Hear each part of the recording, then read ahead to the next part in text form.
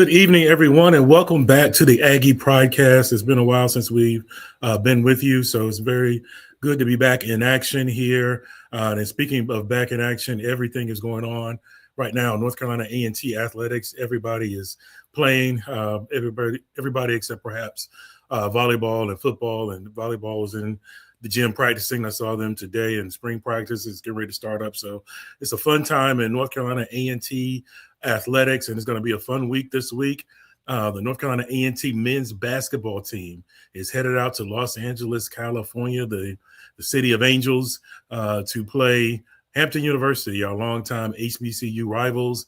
And it's going to be a long week of just fundraisers and seminars and all types of sessions. And I think I just lost my guest before I could introduce him. So let's take it down.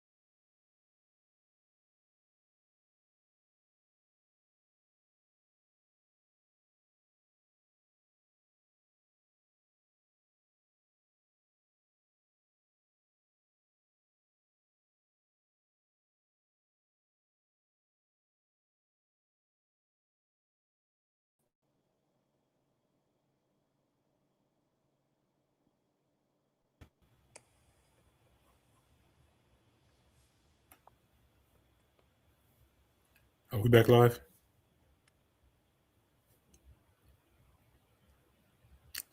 I believe we are back live. We are back live here at the Aggie PrideCast. Sorry about that.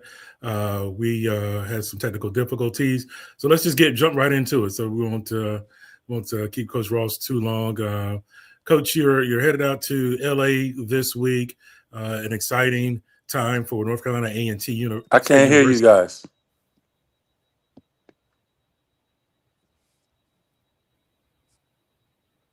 Can you hear me now?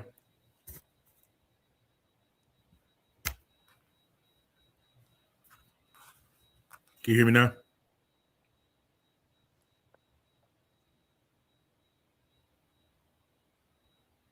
Coach, we're going to ask you to hop back out and jump back in for us. You still can't.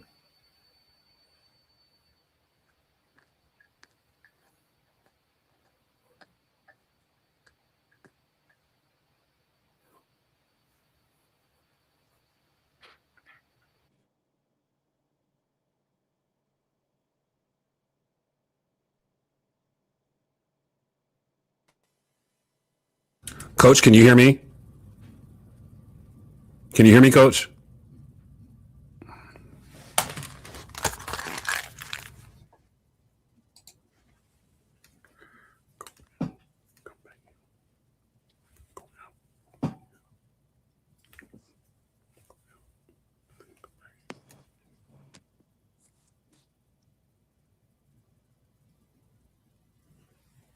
It'll be a better connection. No.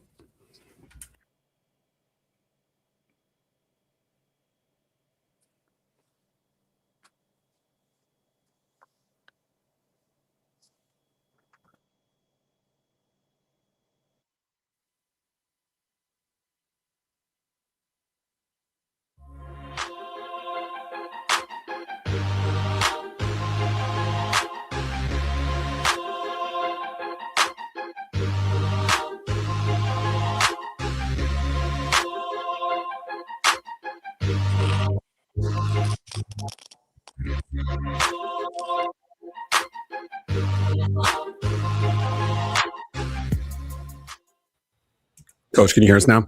Yes, I got you. Okay. Brian, you should be good to go. We'll cut it from here. All right, live TV or live broadcasting. Yeah. Gotta love it. All right, I think we are back up. We are live here, Aggie PrideCast. If you that first part got muddled for you, North Carolina A&T men's basketball team is headed out to Los Angeles, California. I was saying earlier how most of our teams are in action, most of them except maybe volleyball and football, but they are doing workouts and they're in the gym. So everybody's busy. Everybody's got something going on. But Coach, we are almost back to cannot hear me.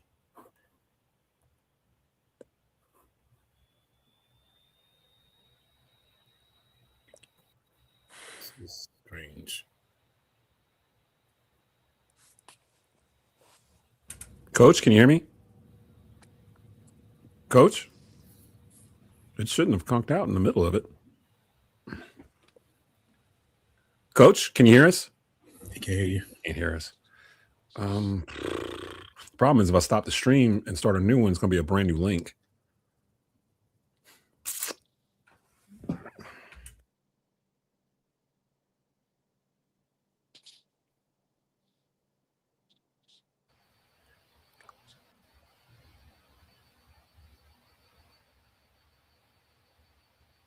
Here, we'll try it again.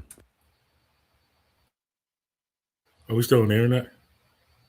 Yes, because there's no pause on the live, so we're just hanging out right now until Coach gets back in here. I don't know if he's on a phone. If he's on a phone and he keeps getting phone calls, that might be what's messing it up for him. So might need to ask him when he comes back in here what he's on. Worst comes to worst, we'll just have to stop it, restart it, but it'll change the link we sent out earlier today. So I was trying to avoid doing that. Yeah, you know, that's fine. okay. I mean, we can't ask him a question if he can't hear us. Right? Yeah, can't do the interview if you can't hear you. Hold on, he's coming back in.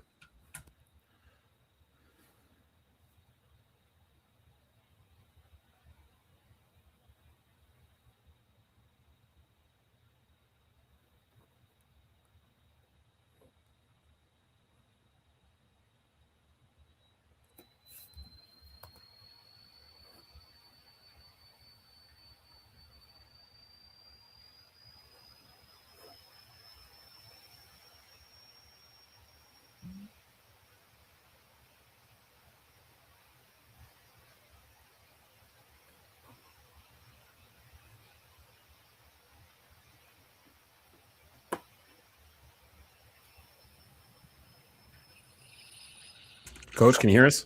Yeah, I got you. Okay. Are you on the same? What are you on? Are you on a phone? I switched to my computer now. Oh, perfect. Okay, you guys should be good to go from there. All right. Hold on. You can go ahead and go, Ryan. All right. Well, let's just jump into the interview. How about that? We'll just can you hear me, Coach? No, I can't hear Brian. Can you hear me? Yes, I can hear you. All right, Brian, you go out, come back in. This never happens. You try going out, come back in. That should link y'all all together. Brian. All right. Yeah. All right, Coach, just stand by. Okay.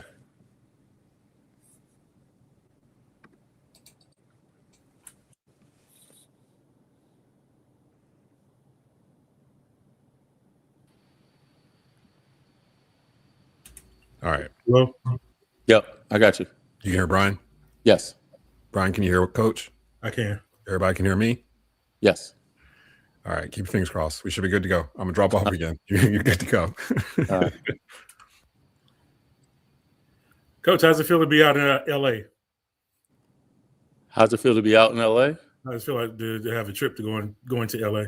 Oh, yeah, well, for us, it's a business trip. And I think, unfortunately, the NBA doesn't understand that. They want us to be excited about the All-Star game and the three-point contest. Like, for us, even if we weren't on this 4-game losing streak, we'd just be trying to get a league win. And even more so, since we're on this streak, we just want to, league games are obviously very important, and all of our focus is on that. And I don't think that they really get that, but it is what it is. How do you keep? Because, like you said, how do you keep your young man focused? Because you are mature. You've been through some of these things. You've been through. You met the celebrity, the big time basketball player. So you kind of have a feel for that. But how do you keep these young men focused on a trip where they're almost being asked to be distracted because they want them here and they want them there at these different events? It's difficult. It's difficult because, again, I go back to the NBA. They don't really understand our task at hand, and trying to keep these guys focused and locked in. What I really like to do is when we go out there on Wednesday, really just have them secluded until after the game is over, and then we can deal with Saturday's festivities, Sunday's festivities.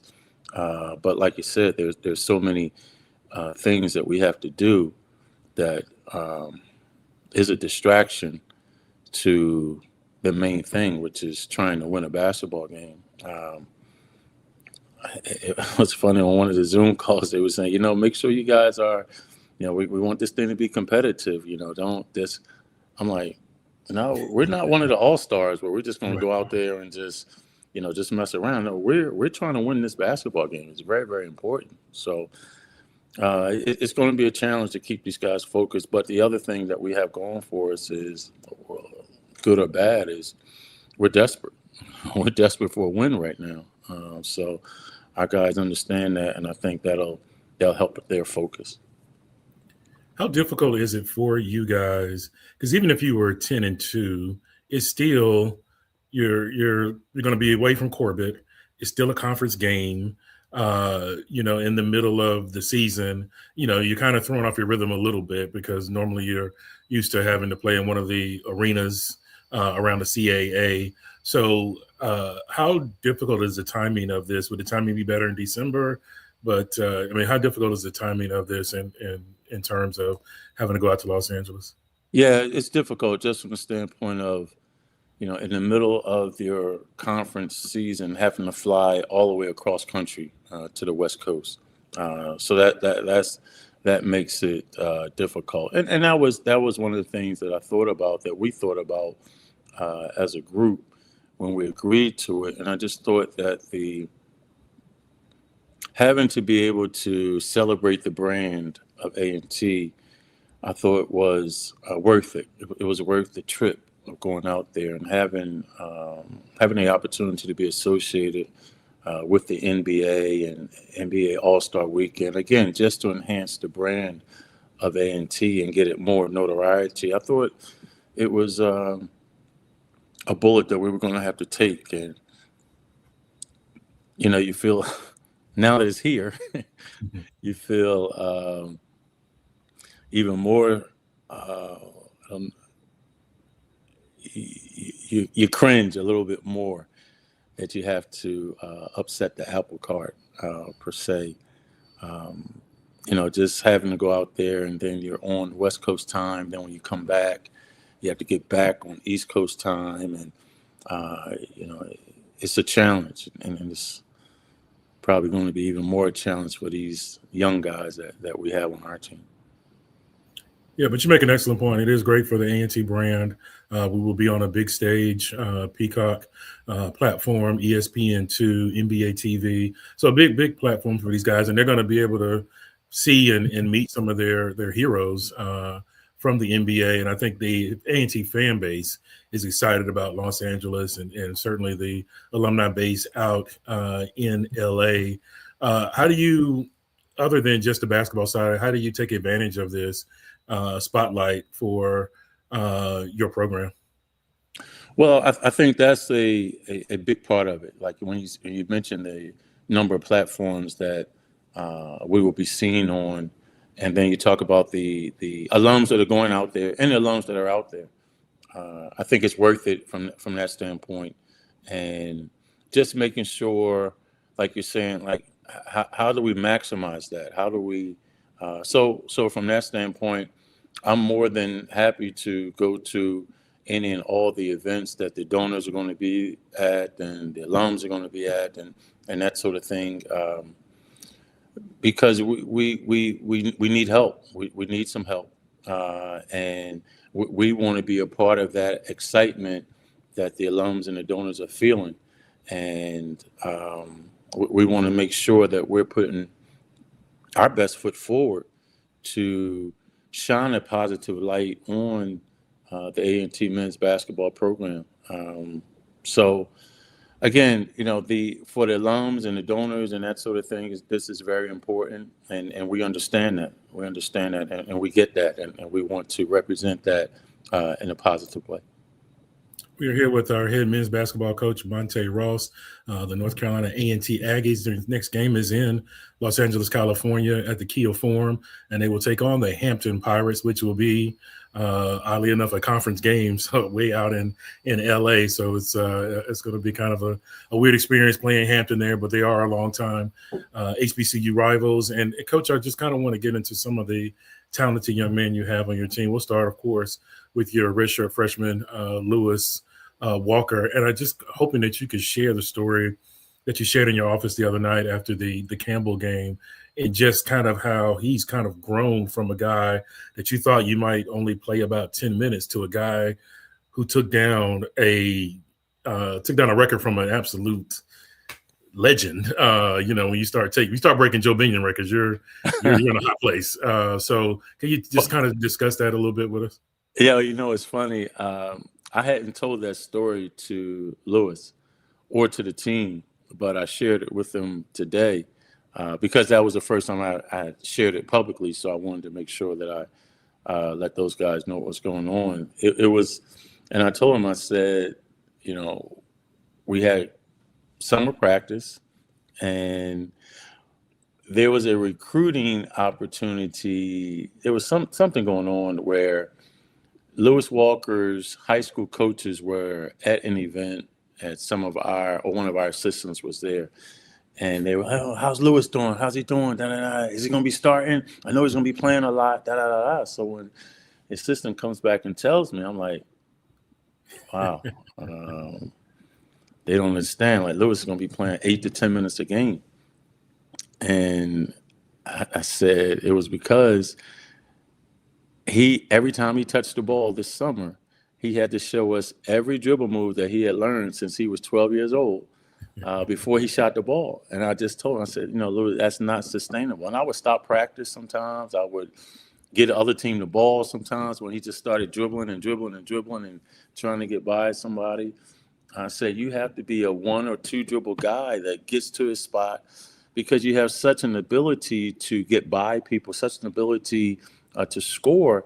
You can't show them every dribble move every time. And I said to him today, I said to the team today, it does rear its ugly head every once in a while where he's dribbling too much and that sort of thing. But I say, kudos to Lewis, because the end of the summer practice, and by the time we came back for fall semester, when we started practicing again, he had eliminated that.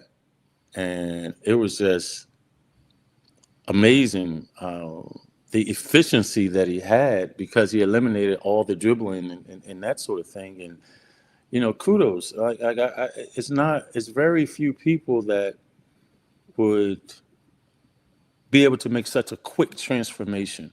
And he made it just like that. Well, one of the reasons is he wanted to play, and he's a competitor, and he's a hard worker. Like, every morning I go in, he's always in the gym, and we practice at 9:30, but he'll work out, go to weights, and then come to practice, and then he comes back in the evening. So, I always say, the reason that I draw up those end of game plays for him is because I trust all the work that he's put in, and I know, what's going to happen. And he has a great, great chance of making the shot, making the best of an opportunity. So I can't say enough. And like you said, B, anytime you are mentioned in the same breath with Joe Binion, that's A&T royalty there. So that's I'm really proud of Lewis to be able to put himself in that position. And the only thing that I cringe at, I don't want people to think, oh, well, he's just doing it on a team that's losing. We're right there in those games. Like they're 1 or 2 possession games. So it's not like we're getting blown out by 20 and he's just shooting the ball. No, he's the reason why we're in all of these games, and they've been tight games and 1 or 2 possession games and losing at the buzzer and all those types of things. It's because of Lewis and because of his efficiency. Yeah, I do want to get back to Lewis, but since you brought it up, I just wonder how large the black couch has to be for somebody who loses back-to-back games on buzzer beaters. Like one of them was like a 40-footer, like from a kid from, like you weren't even, nobody would expect him to hit that shot or whatever. And then the kid goes the length of the floor. I mean, that's just mind-boggling to lose back-to-back games on. No, it's been tough. It's been tough, to be quite honest with you. And tough because, and somebody compared it to, we lost at William and Mary last year when a kid hit a shot a little closer than the kid this year hit, but it was probably a step or 2 steps beyond where the pro 3-point line would be. And the game was tied and he made the shot. So we lost at the buzzer by 3. And somebody was asking me, and I said, well, the difference is we were up in these 2 games. So if that game, that William and Mary game, if he misses that, we go to overtime. Well, there's still a chance that you could lose in overtime. Well, we were up in these, and that when a kid hit the half-court shot against their mama, we were up 1 against Drexel. Lewis had just made a 3. We were down 2. Lewis had made a 3 to put us up 1. So you were going to win those games. You were in position to win those games. So it makes it even tougher when, those shots don't go in. You win the game. But it's we have a resilient group. We have a really, really resilient group. And that's one of the things. I talk to them all the time about it's not what happens to you. It's how you react to what happens to you. It's, we have to be able, it's not going to defeat us. This is not going to defeat us. The fact that we had those 2 buzzer beater losses and we would have been on a 4-game winning streak in conference. I said, that's not going to distract us, deter us, or get us down. And it hasn't. It hasn't. I thought we came out against, I guess our next game was College of Charleston after Drexel. And it was a 4-point game at the half. And I thought that, we had too many turnovers at halftime. I think we had 9 turnovers at the half, and it was a 4-point game. The other thing was in the second half of that game, we just gave them too many live ball turnovers where they were able to steal it and just go and lay it in. And then it ended up being a double-digit loss for us. But it wasn't because we were still thinking about the Drexel game. I thought those guys did a great job of moving on and paying attention to what the task at hand was. You're battling on that sideline, man. You're trying to get people to respect the A and the T, and I certainly respect that about you. How has it been navigating this league and trying to kind of get people to see that, A&T's talented, man. You've got to call this thing, because we're a talented squad, and just trying to get the respect for A&T that it deserves, because it's one of the more recognizable brands in the CAA without question. Yeah, it's hard sometimes, and like I said, like you said, we're fighting. We're fighting like crazy. Like we don't want to be looked at as second class in this league. We have great tradition, albeit not in this league, but we will get it to the point where we have great tradition in this league, and it's going to just take us some time to get there. But it can be a battle. It can be a battle. I think sometimes we're caught in it's almost like in the beginning of the game, sometimes referees have to settle in, and then they look up and, oh, okay, these guys they're good. They're competing. They're right here with this team and that sort of thing. And so being very careful with the words that I use right now. It's it's a battle, but it's one that we're going to continue to fight. We're going to continue to win. Well, we're going to do it in a respectful way. We're going to do it in the right way, and that's with our play on the court. We have to continue to show that we are a quality basketball team. It's just been hit with some tough luck, but we're not crying. We don't want anybody to feel sorry for us. We're going to dig ourselves out of this one possession at a time.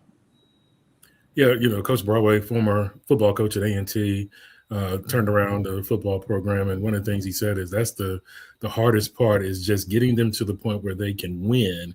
Because once you start winning, the calls get a little better. Yes, they do.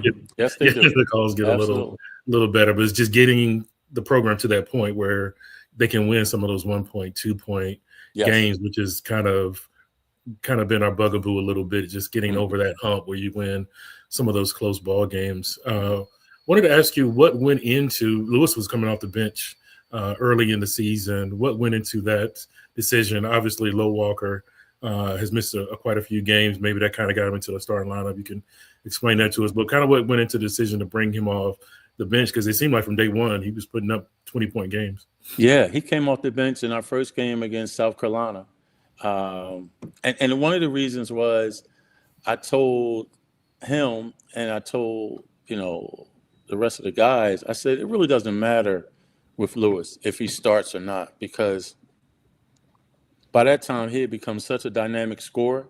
It didn't matter who we were playing, didn't matter when he got in the game, he was going to score. He was going to do his thing. It wasn't any psychological thing with him. He was just, and then when Lowe got hurt, we inserted him into the starting lineup, and then how can you take him out?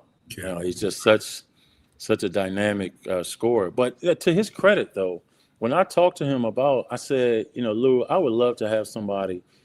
Nobody in the league is going to have a dynamic scorer like you coming in off the bench, where you can watch the action for 2 or 3 minutes and then assess what needs to be done, where you can pick your spots, get to where you want to get to, and go to work. So he bought into it, and it just speaks to his character. It just speaks to, he just wants to play. He wants to play. He wants to show what he can do. And I'm just so happy that for all the hard work that he puts in, that he has been given an opportunity to show exactly what he can do. But, we were going to bring him in off the bench. I thought, we would have had a very formidable starting five there, and then having him coming off the bench you can imagine what that would have been, the boost that we would have gotten. But, like they say, man plans and God laughs. That's right. Very true. Very true. Coach, where are we in college basketball right now? Because 10 years ago, maybe even 5 short years ago, A&T fans would have been excited the fact that we're going to have him for 4 years. Mm-hmm. Now the question is, can we have him for 4 years? So, not to Lewis specifically, but just where are we right now in the landscape of college basketball, college athletics, all of these things, because, we should be talking about him going after Joe Binion's all-time record, but, that's kind of always up in the air now. Yeah. We'll be, to be honest with you, we're in a spot right now with college athletics that's not a good place. It's not a good place. You just have so many things that are happening. You have guys that have played in the NBA that are coming back to college. Yeah. And one guy's visiting Grand Canyon University. You have another guy, the kid at Alabama that played in the G League, and now he's actually playing for Alabama. What are we doing? What are we doing? And it's, I don't know if it's the leadership or the NCAA. I don't know what needs to happen. I don't know, but I just know that we're, and like you said, it's not even 10 years ago. It's 5 years ago, 4 years ago, where we were in a much better place than we are right now. And it's becoming, and I think you saw it in last year's NCAA tournament. Very hard to have those upsets now. Very hard to have. What made March Madness so exciting were the Cinderella stories, the upsets, and that sort of thing. Reason being because at the mid-major level, the teams that were having those upsets, a lot of times guys at that level were staying for 4 years. So if you had an opportunity to play against a talented, let's throw out a name, Kansas team who had, 2 McDonald's All-Americans, but they were freshmen. You could have a little bit of an advantage as a mid-major that had a junior and senior latent team just from the experience standpoint. But gone are those days because now the guys at our level, the mid-major level, are being poached by the Power 4, Power 5 schools.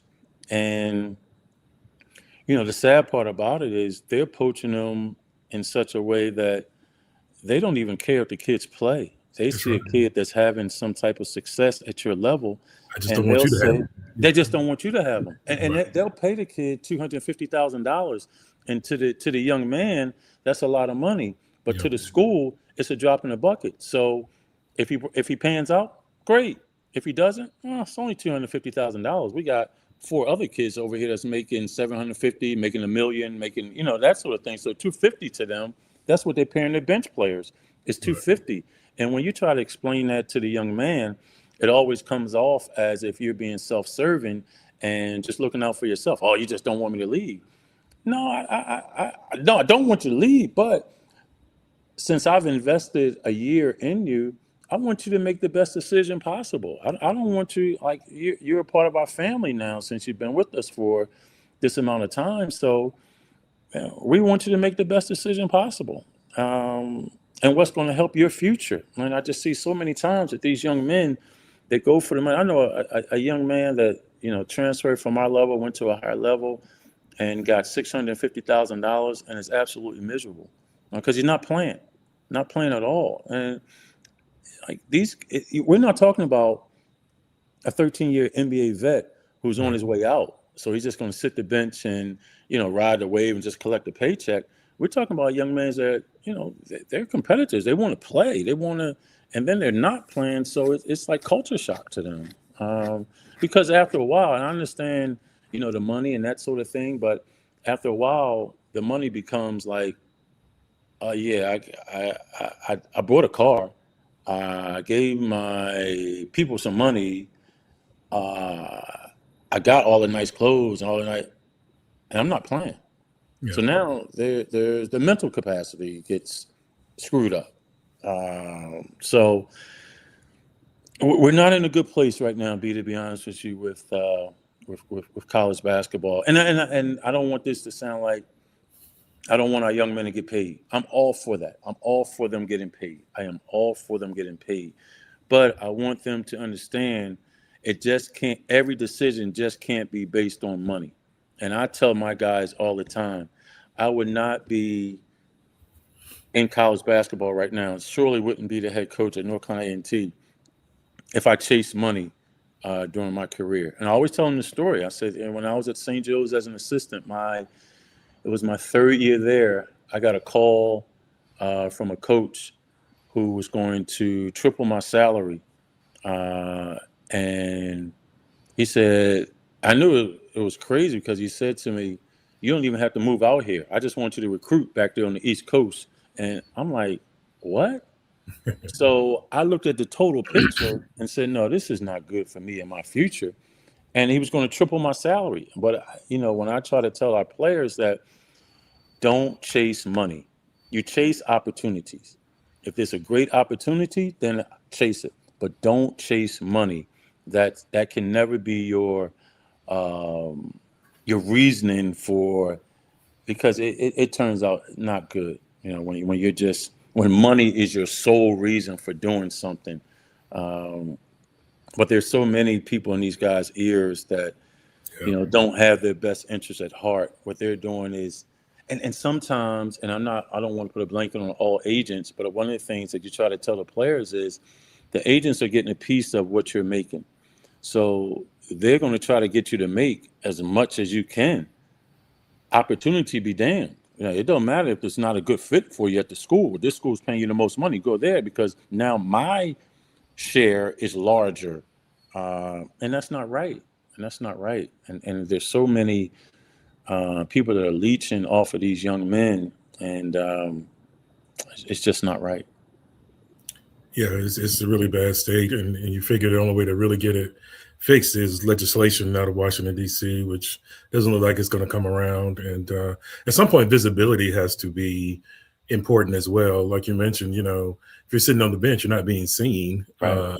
And, the thing about, if I can put a plug in for HBCUs, and I talked about this with the football, so many all-star games, so many senior games dealing with HBCUs, so many different opportunities that being an HBCU can offer you in terms of visibility. There has to be a selling point at some time.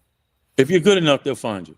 That's Yeah. one of the things we were watching, my son and I were watching the Super Bowl last night, and one of the players came from Lemoyne, I believe, that was playing. And he was like, how about that? A kid from Lemoyne is playing in the Super Bowl.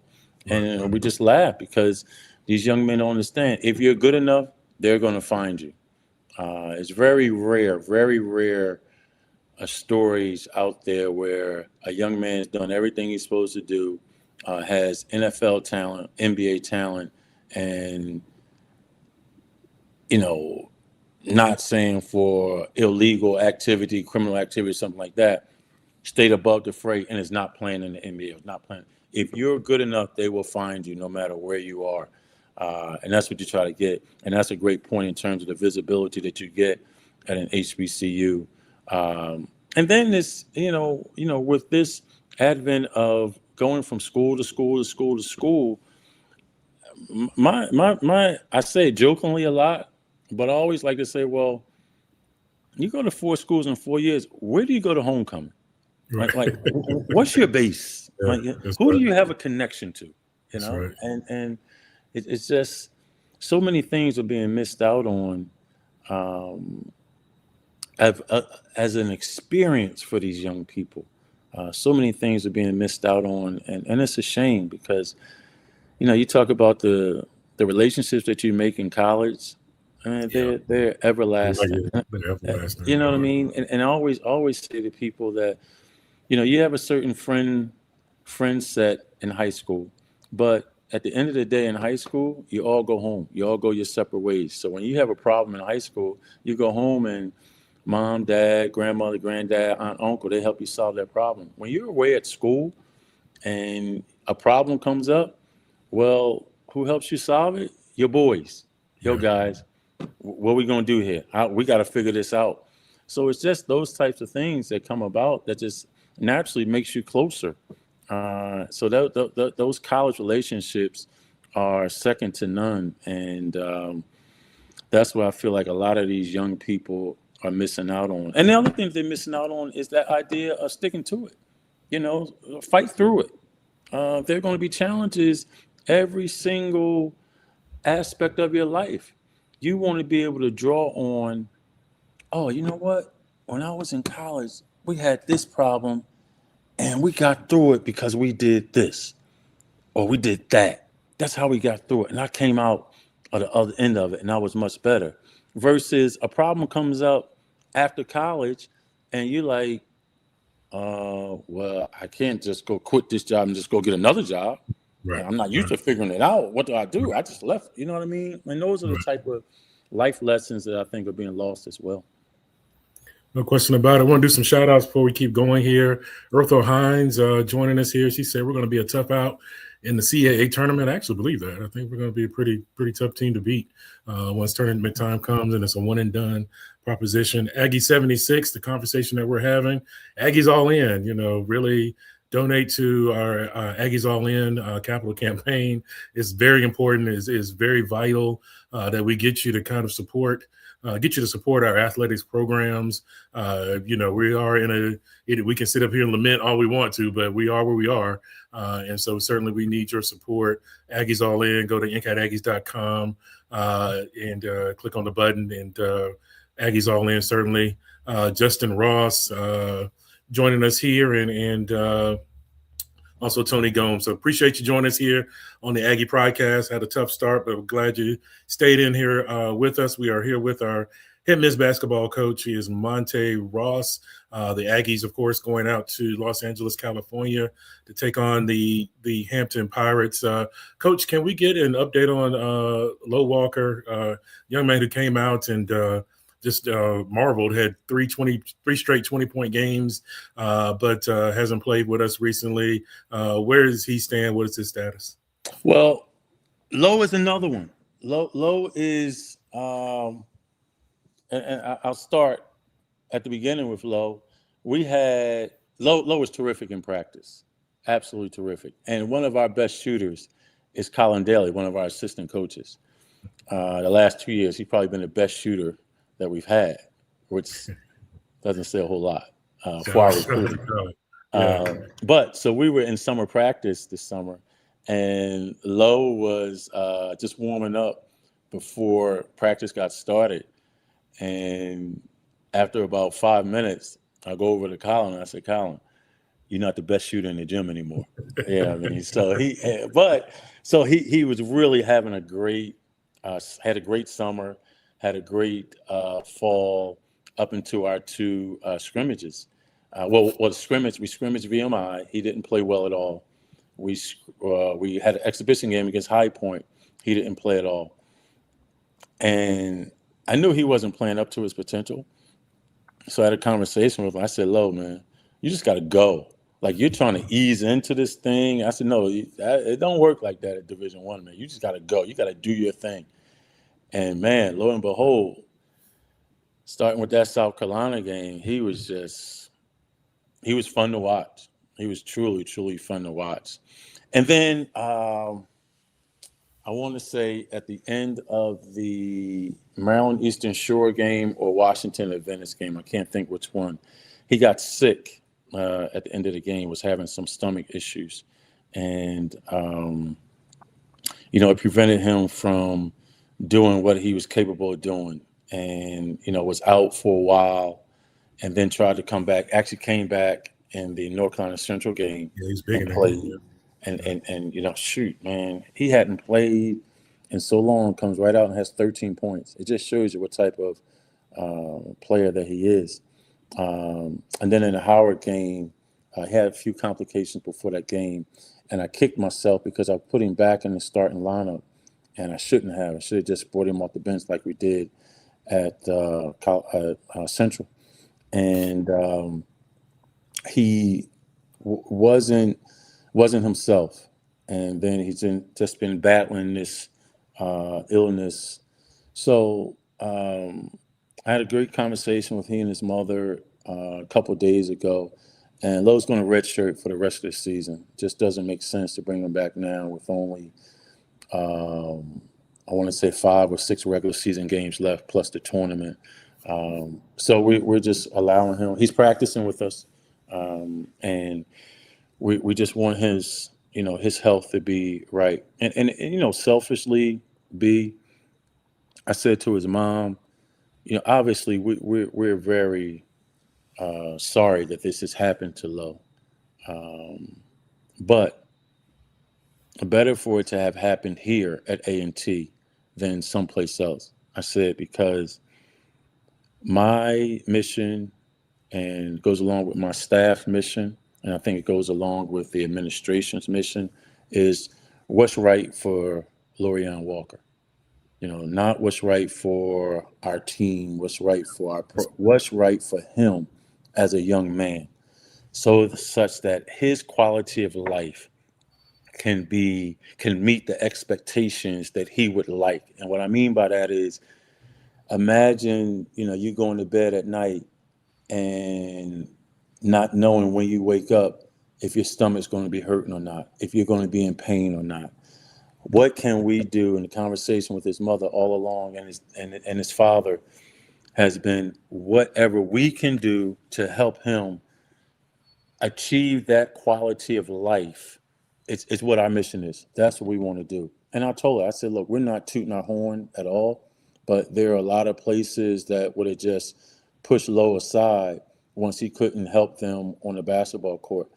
And I just said, Sydney, his mother's name is Sydney. Sydney, that would never be how we operate here at A&T. It's not how I operate.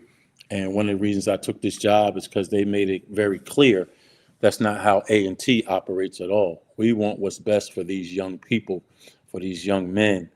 And so, again, sorry that it happened, but glad it happened here at a place where he's going to get all the support that he needs to achieve, to get back that quality of life that we all, most of us, enjoy on a daily basis.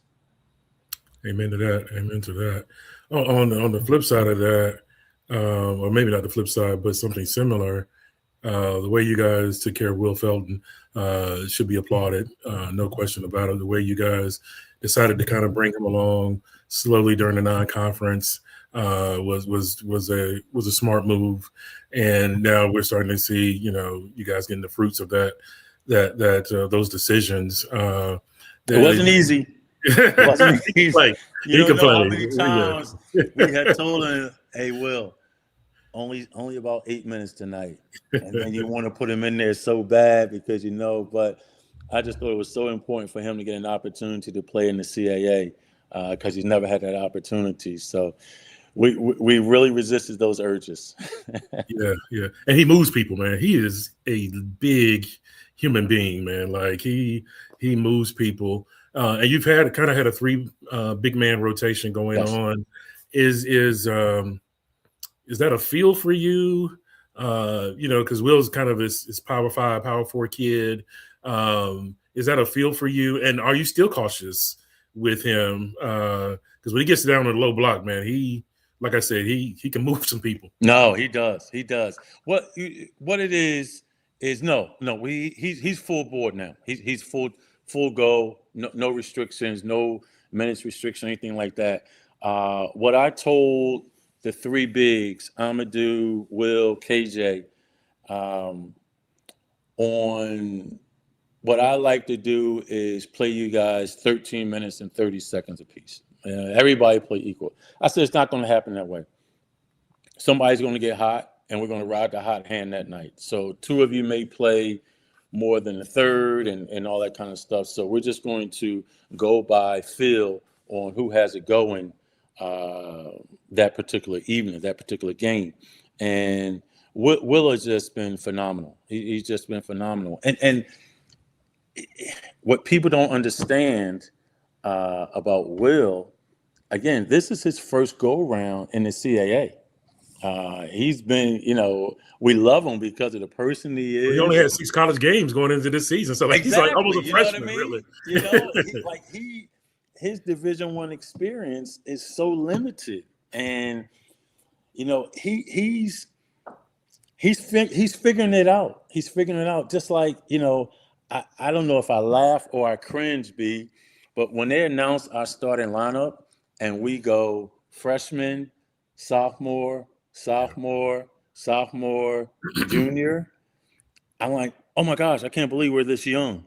But not only young, but these guys don't have Division I experience. Lou Walker, freshman, no Division I experience because he redshirted last year at UMass. Zam, sophomore, but no Division I experience because he didn't play when he was at GW. Dwayne Pierce came from junior college, so no Division I experience.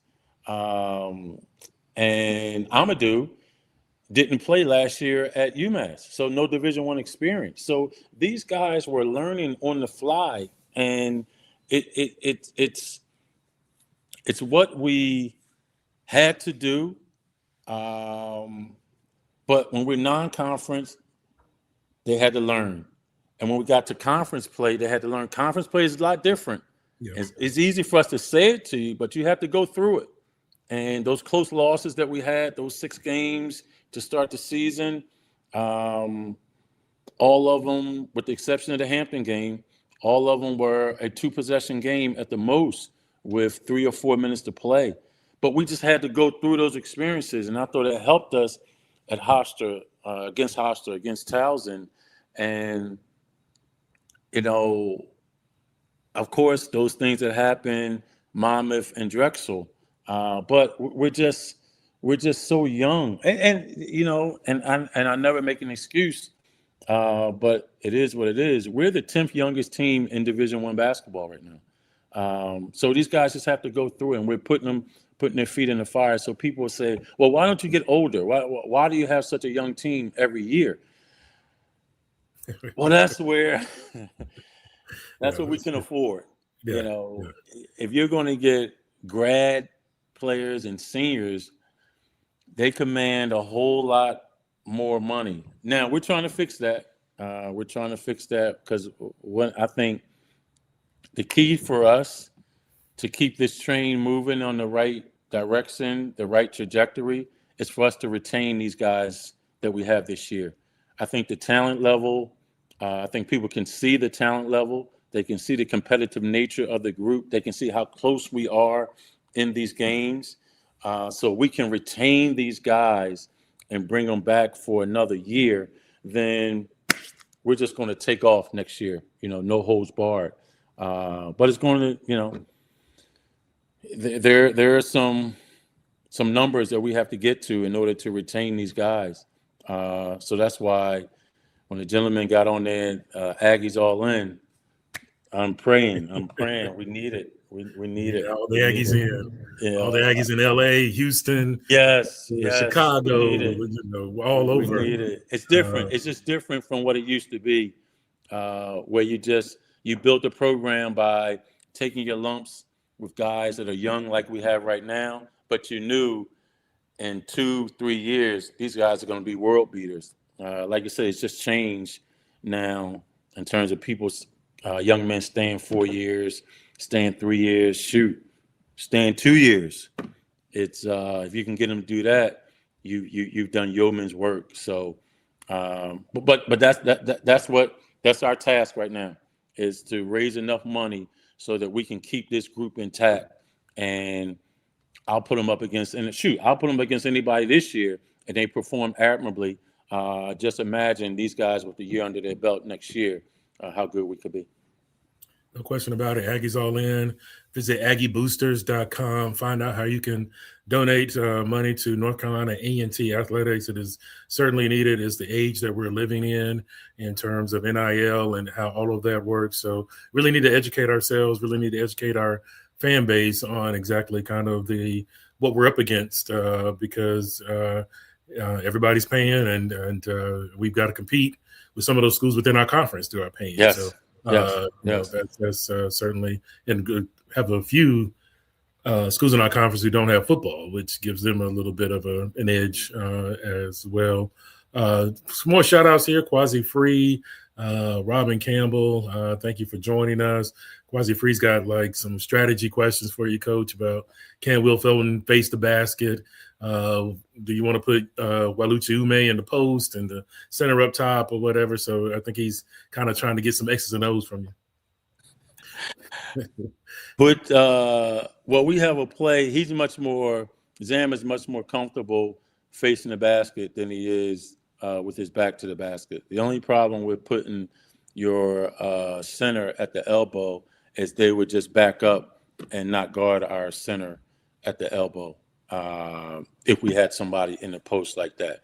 But it's good thought. It's a good thought, but Zam is just not as comfortable right now with his back to the basket as he is driving to the basket and getting some paint touches for us. He became a double-double machine there for a while there for you guys. Kind of how did you discover him, young man out of England, and what has he meant to your program?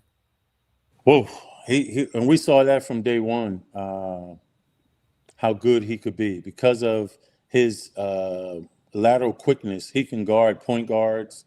He can guard 1 through 4. Probably not as comfortable guarding the center right now just because of the physicality of it. But again, he was a transfer from GW, didn't play a whole lot at GW. We had a connection with a coach at GW. He recommended him, and he started off slow. But like you said, once we got to conference play, he was a double machine. It's fallen off a little bit. I think he was at probably like 15 and 9, 15-8 a couple games ago. Now he's probably down to about 12-7. But he'll get that back.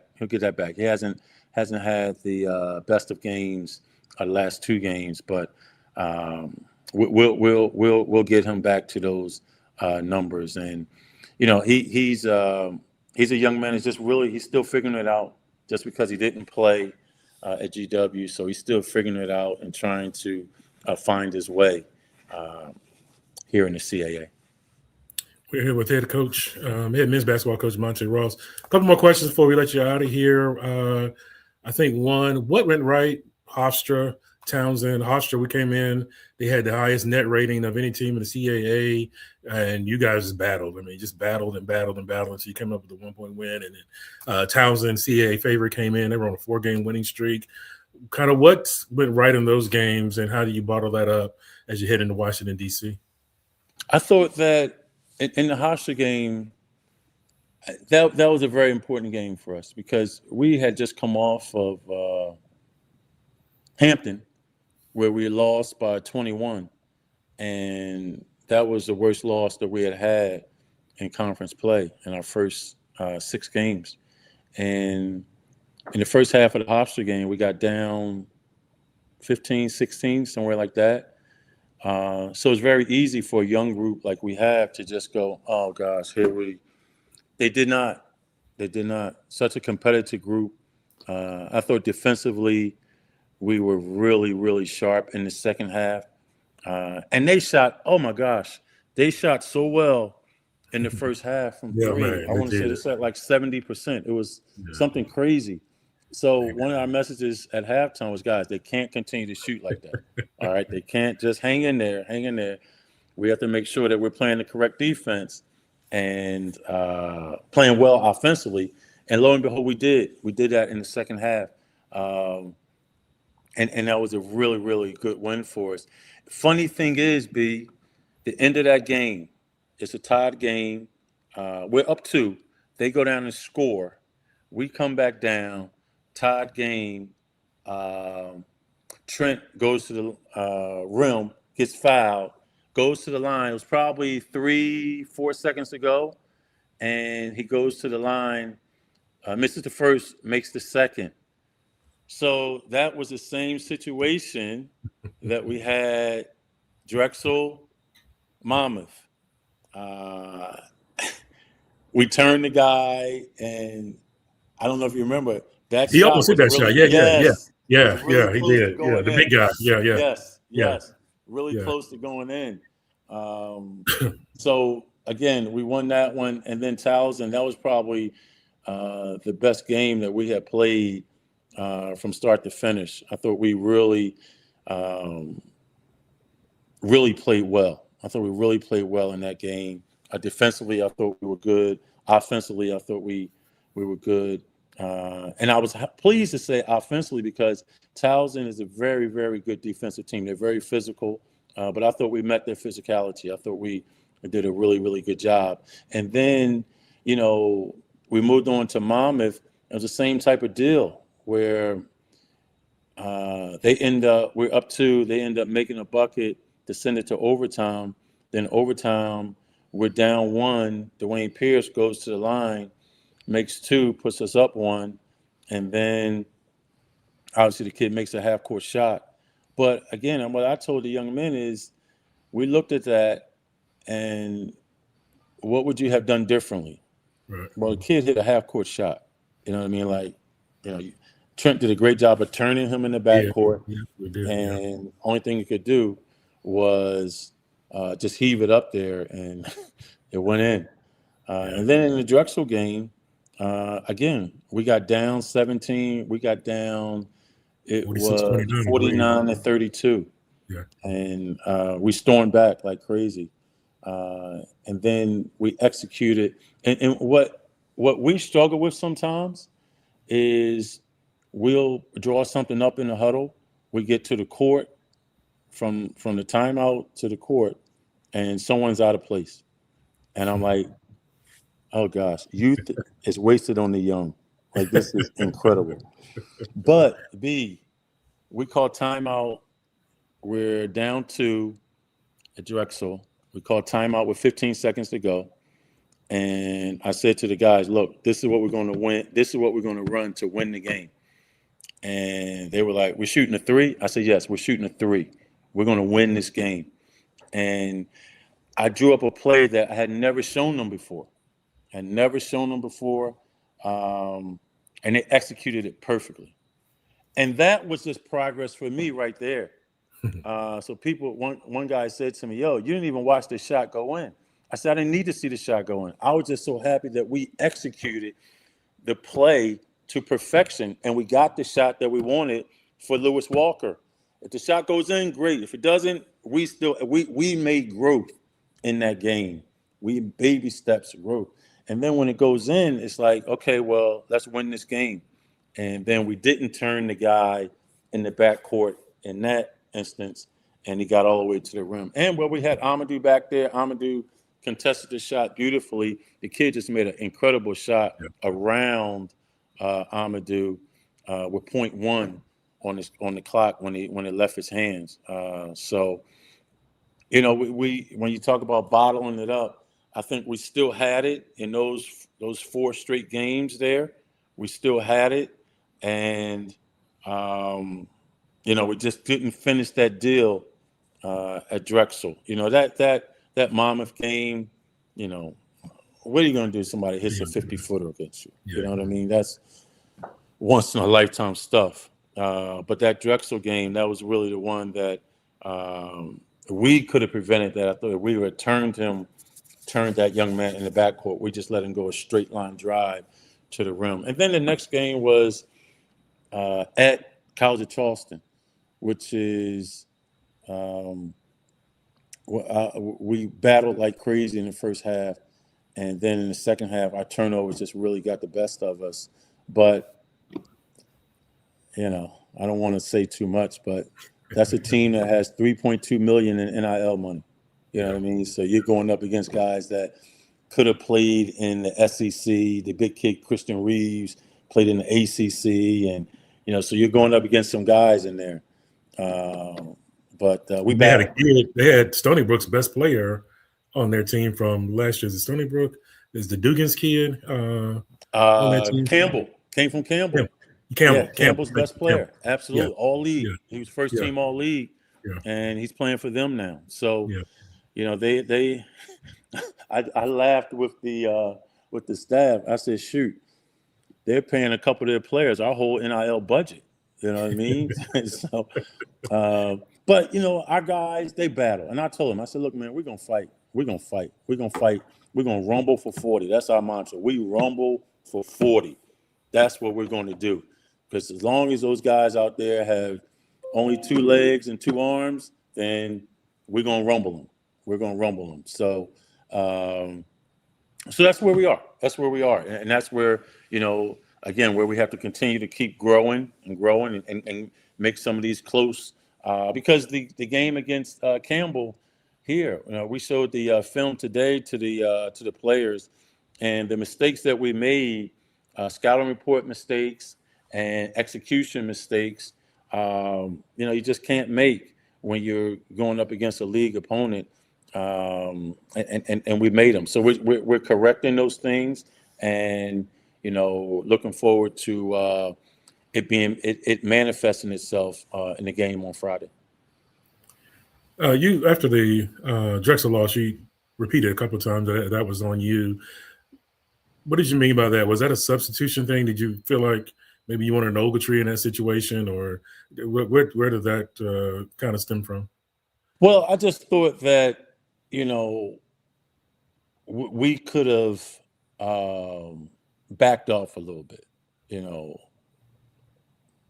Again, we didn't have the greatest execution from the huddle onto the court.